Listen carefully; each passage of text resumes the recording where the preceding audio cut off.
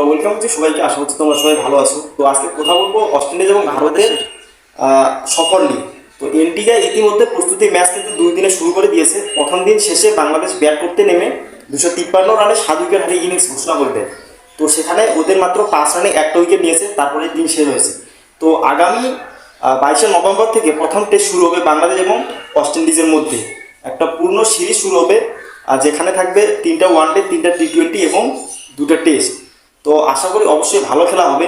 তো সালাউদ্দিনের সহকারী কোচের অধ্যায় কিন্তু শুরু হবে এই টেস্ট দিয়ে, অর্থাৎ এই সিরিজ দিয়ে, ওয়েস্ট ইন্ডিজ সিরিজ দিয়ে কিন্তু সালাউদ্দিনের সহকারী কোচের একটা অধ্যায় শুরু হবে বাংলা জাতীয় টিমে। তো আমরা মিস করবো সাকিব, মুশফিক, তামিমকে বরাবরের মতোই। মুশফিক চোটের কারণে আঙ্গুলে চোট পেয়েছে আফগানিস্তান সিরিজে, সেখানে তাকে আমরা পাচ্ছি না। তো যদি আমরা এখন আমরা রেকর্ড দেখি, 10 সিরিজ খেলে অস্ট্রেলিয়ার বিপক্ষে মাত্র 2বার আমরা তাদেরকে হারাতে পেরেছি। 2009 সালে একবার এবং 2018-19 সালে ঘরের মাটিতে একবার। সেখানে সাকিব, তামিম, মুশফিকের কিন্তু দারুণ একটা অবদান ছিল। আর সেই অবদানটা এখন আমরা মিস করব।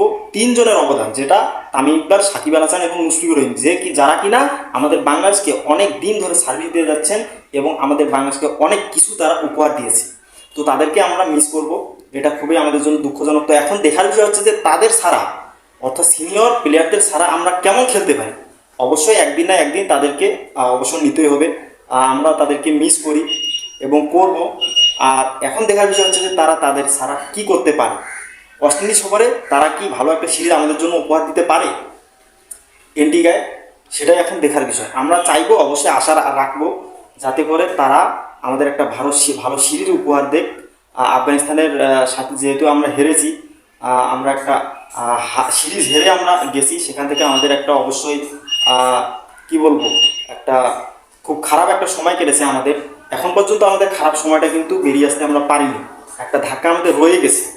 আফগানিস্তানের সাথে সিরিজ হারার পরে সত্যি কথা বলতে আমাদের একটা মনে করো যে মনের মধ্যে যে মনোবল, আত্মবিশ্বাস, সেটা কিন্তু আমরা হারিয়ে ফেলেছি।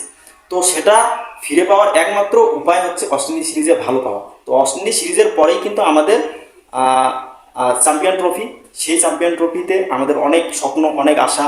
তো সেখানে ভালো খেলতে হলে কিন্তু আমাদের এই ওয়েস্ট ইন্ডিজ সফরে ভালো খেলতে হবে, তার কোনো বিকল্প নেই। তো আজকে এই পর্যন্তই। তোমরা সবাই ভালো থেকো। আর কেমন করবে বাংলাদেশ টিম ওয়েস্ট ইন্ডিজের বিপক্ষে, সেটাই তোমরা অবশ্যই কমেন্টে লিখবা। আর চ্যানেলটা সাবস্ক্রাইব করে দিবা। বাই।